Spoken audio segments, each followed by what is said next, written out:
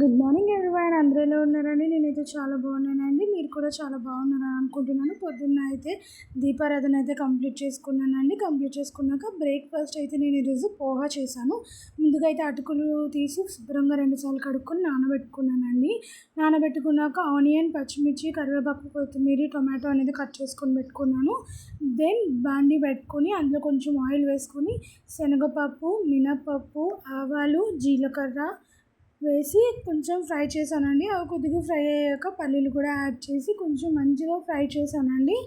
So అవి కూడా మంచిగా ఫ్రై అయిన తర్వాత ముందుగా కట్ చేసి పెట్టుకున్న ఉల్లిపాయలు, పచ్చిమిర్చి, కరివేపాకు, కొత్తిమీర, టొమాటో అన్నీ యాడ్ చేశాను. టొమాటో నా టేస్ట్ బాగోదంటారా? టొమాటో వేస్తే ఎక్కువ టేస్ట్ చాలా బాగుంటుందండి. టొమాటో అనేది మనకి ఫైబర్ని అందిస్తుంది. సో డైటింగ్ చేసే వాళ్ళకి ఇదైతే చాలా అవసరము.